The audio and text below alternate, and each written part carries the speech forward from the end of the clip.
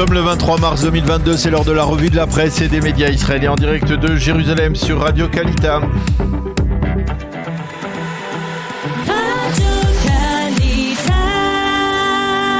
Radio J, la revue de la presse israélienne, en direct de nos studios de Jérusalem. Et bien à Jérusalem, on le disait, donc on retrouve tout de suite Daniel Haïk, notre correspondant. Et bien évidemment, ce matin, Daniel, tous les quotidiens consacrent leur manchette à cet attentat meurtrier survenu à Beersheva.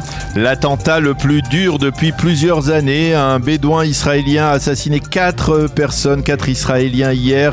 Et le journal titre sur le périple terroriste de ce bédouin. Il s'agit du Yediot Aharonot, de ce bédouin affilié à Daesh, et sur le courage de 2 civils israéliens armés qui l'ont abattu alors que la police n'était visiblement pas là. Plus de 8 minutes après le début de son parcours meurtrier, le Yediot Aharonot rappelle que le terroriste, dont nous tairons arbitrairement le nom, avait été arrêté et avait purgé 4 années de prison pour appartenance à Daesh entre 2015 et 2019, mais il avait été libéré après avoir exprimé un repenti apparemment sincère. Et le Yediot Aharonot nous livre les noms des 4 victimes assassinées par le terroriste hier: Dorit Yahabetz, Menuchim Yecheskel, Laura Yitzhak et le Rav Chabad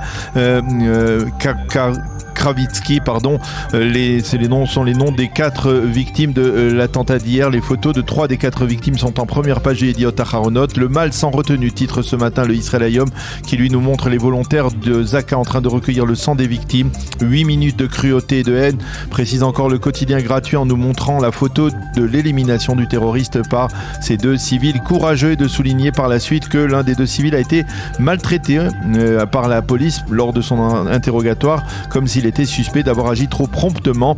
Quant au Haaretz, il titre 8 minutes de terrorisme, 4 morts. Bien entendu, les quelques premières pages des quotidiens israéliens et des pages d'ouverture des sites d'information sont consacrées à cet attentat d'hier, le plus grave donc depuis maintenant 5 ans en Israël.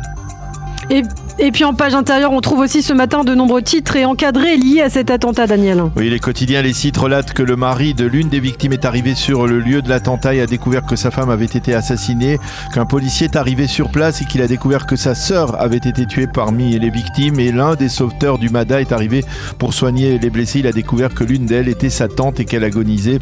Le Yediot Aharonot rappelle qu'Israël a enregistré 8 attentats en un mois et que l'état d'alerte est maximal au sein des forces de sécurité israéliennes en Judée-Samarie, dans Jérusalem-Est et désormais aussi dans le sud du pays. Les quotidiens soulignent que la confiscation par la police de l'arme d'un des 2 civils qui ont neutralisé l'assassin a provoqué une vive colère à Beersheva. Le Jérusalem Post lui cite les proches de l'assassin qui se démarquent totalement de son acte. Et puis ce matin, de nombreux éditorialistes commentent bien sûr cet attentat meurtrier et tentent de mesurer ses répercussions à quelques jours du début du Ramadan.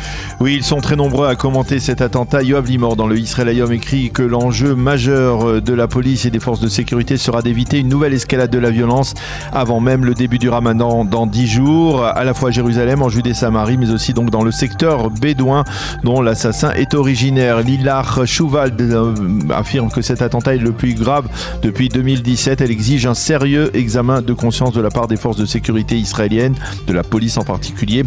David Peretz écrit toujours dans le Israël Hayom: nous payons le prix de la complaisance du pouvoir envers les bédouins du Negev.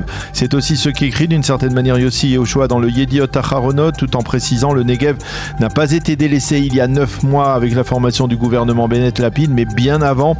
Et désormais, il faut regarder la réalité en face et la traiter sans le moindre lien avec la situation politique. Selon lui, l'opération Gardien des Murailles l'année dernière avait réveillé les consciences concernant les Arabes israéliens et en particulier les Bédouins. Nous n'avons pas fait ce que nous devions faire pour maîtriser le terrorisme au sein de cette communauté bédouine, affirme-t-il. Amichai Atali, toujours dans le Yediot, suggère après cet attentat de prendre le problème des Bédouins du Negev à bras-le-corps en détruisant les maisons illégales et en faisant montre d'une main de fer contre toute forme de délinquance. Elisha Ben Kimoun redoute toujours dans le Yediot que l'attentat de Beersheva ne soit copié par d'autres terroristes. Enfin, Oded Shalom écrit: il faut se réveiller et lutter contre le renforcement de l'idéologie islamiste au sein des Bédouins du Negev à l'aide d'unités spécialement conçues à cet été fait.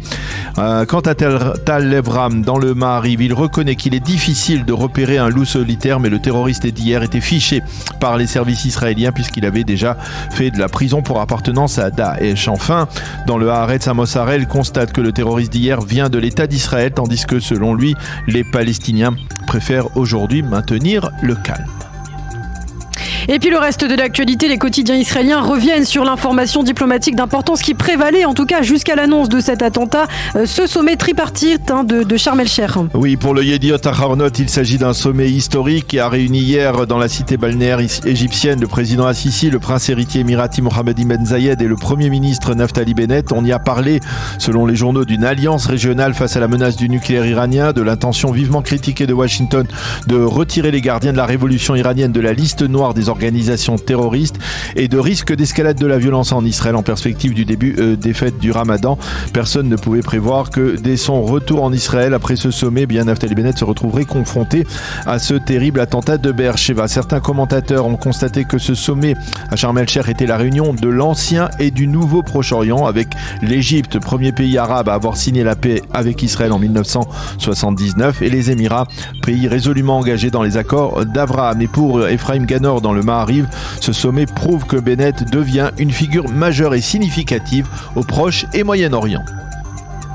Et puis tous les quotidiens s'intéressent également au début ce matin du témoignage capital de Shlomo Filber, le principal témoin à charge dans le procès de Benjamin Netanyahou.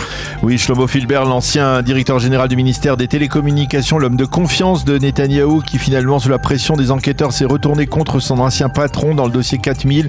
Avant de devenir témoin à charge, Filber a été, peu après sa nomination, convoqué par Netanyahou, qui lui aurait demandé d'œuvrer à la réalisation du marché entre Yes et Bezek. On ne sait pas ce que nous réserve ce témoignage, mais dans l'entourage de Netanyahou, on croit que Filber va finalement détruire le château de cartes construit par le parquet.